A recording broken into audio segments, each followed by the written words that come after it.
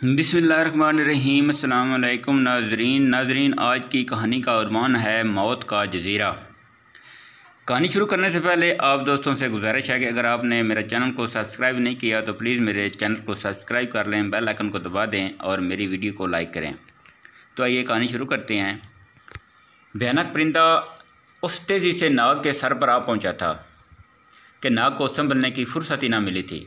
भयानक परिंदा अपनी गोल गोल टेनिस के गेंद जितनी काली काली आँखों और नाग को देख रहा था।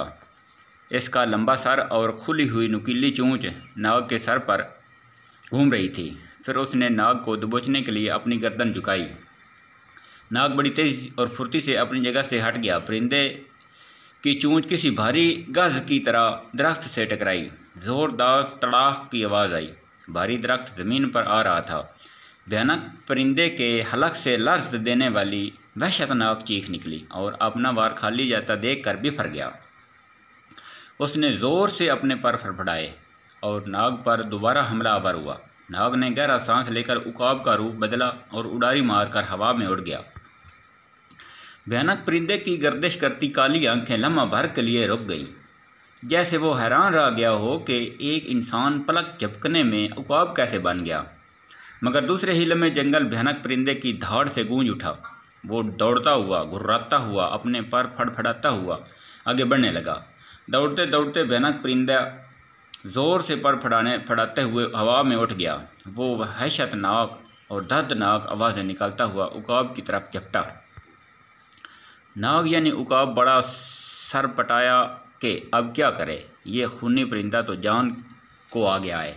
नाग ऊपर बादलों की तरफ उड़ने लगा। भयानक परिंदे के परों के फड़फड़ाने की खौफनाक आवाज़ सुनाई दे रही थी। वो चीखें मारता उकाब का पीछा कर रहा था और इसके नज़दीक आता जा रहा था। अब नाग को गुस्सा आ गया। उसने भयानक परिंदे की शक्ल जहन में लाकर गहरा सांस लिया और उसी जैसा एक भयानक परिंदा बन गया। भयानक परिंदा एक बार फिर से चकरा गया। उसने अपने जैसा परिंदा देखा तो ख्याल किया कि ये कहाँ से आ गया। उधर नाग ने लंबा गोता खाया और भयानक परिंदे से नीचे आ गया। नाग को पता था कि इस परिंदे की बैरूनी खाल बेहद मजबूत है। चुनांचे इसने परिंदे के निचले हिस्से यानी पेट पर, जहाँ फेफड़े और आंतें वगैरह होती हैं, हमला करने का फैसला किया। नीचे आकर ऊपर को उठते हुए नाग ने दिल हिला देने वाली चीख मारी और अपनी लंबी चोंच परिंदे के पेट में घुसेड़ दी। भयानक परिंदे ने इंतहाई तकलीफ़ के आलम में अपने पंजे लहराए, मगर नाग हमला करके दूसरी तरफ निकल चुका था। परिंदे के पेट की आंतें बाहर निकल आई थीं और खून फुआरे की तरह निकल रहा था। भयानक परिंदा लर्ज़ खेज़ चीखें मारता बड़ी तेज़ी से उड़ने लगा। जजीरे के एक खुले मैदान में उतरते ही परिंदा अपनी मोटी मोटी टांगों पर गोल दायरे की शक्ल में चक्कर खाने लगा। तकलीफ़ और गुस्से से वो दीवाना हो रहा था। नाग उसके ऊपर उड़ रहा था। फिर उसने हौलनाक चीख मारते हुए गोता खाया और बड़े बड़े पंजे फैलाकर भयानक परिंदे पर हमला आवर हुआ। परिंदे ने अपनी बड़ी चोंच खोली, मगर नाग ने इसकी आंखों में हमला किया। इसकी टेनिस के गेंद जैसी काली आंखें पंजों से नोचता हुआ नाग ऊपर उठ गया। परिंदे के हलक से चंगाड़ती हुई एक आवाज़ बुलंद हुई। उसकी दोनों आंखें फूट गई थीं और उनके सब्ज़ रंग का गाढ़ा मादा बहने लगा था। भयानक परिंदा अब औंधा हो चुका था और ज़ोर ज़ोर से अपना सर ज़मीन पर मार रहा था। नाग कुछ फासले पर उतरकर इंसान की शक्ल में आ गया।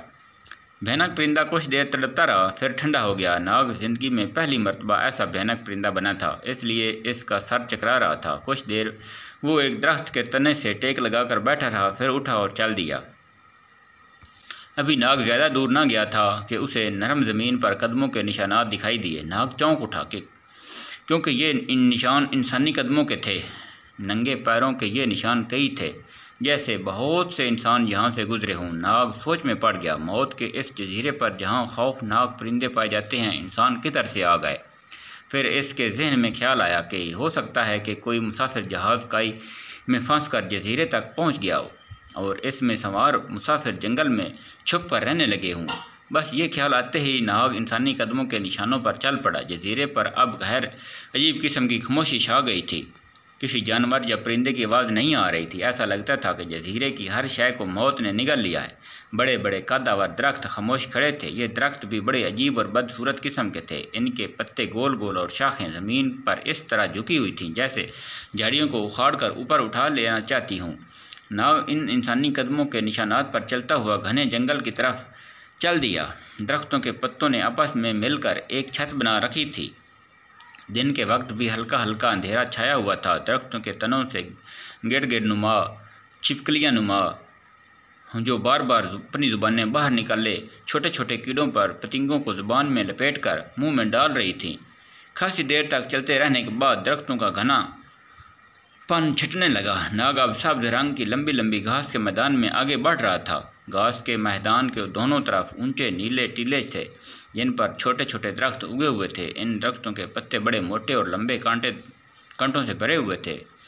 इस मैदान से गुजरकर नाग एक नहर के किनारे पहुंचा। नहर बड़ी चौड़ी थी। इसका पानी गहरा स्याह था और बड़ी तेज़ी से बह रहा था। इस काले पानी में कहीं कहीं छोटी चट्टानें उभरी हुई थीं। नाग ने सोचा नहर पार करने से पहले इस जजीरे पर रहने वाले किसी सांप को बुलाकर मालूमात हासिल की जाएं। ये सोचते ही उसने ज़बरदस्त सिग्नल सांप को बुलाने के लिए भेजा। कुछ फासले पर एक टीले के नीचे बनी खूह में इस जजीरे का सबसे जहरीला सांप सो रहा था। नाग का सिग्नल उसके जिस्म से टकराया तो वो तड़प कर उठ बैठा। उसने फ़ौरन जवाबी सिग्नल नशर किया, ऐ अजीम नाग देवता, तेरा गुलाम आ रहा है।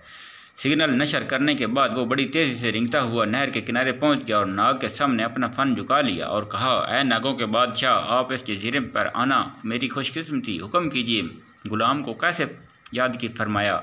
नाग ने सिग्नल की खामोश जुबान में कहा, ऐ शब्द सांप, क्या इस जजीरे पर इंसान रहते हैं? शब्द सांप ने अर्ज़ की, नाग देवता, नहर के इस पार आदम खुरवैशियों की एक बस्ती है। वो इस हद तक जालिम हैं कि अपने ही कबीले के बीमारों और बच्चों को ज़बह करके और भून कर उबाल कर खा जाते हैं। अगर कोई बदनसीब जहाज़ काई में फंस कर जजीरे में आए तो इन मुसाफरों और आदम खोरों में के दरमियान जंग होती है और कोई भी बच कर नहीं जा सकता। शब्द सांप ने मज़ीद कहा, यह जजीरा मौत का जजीरा कहलाता है।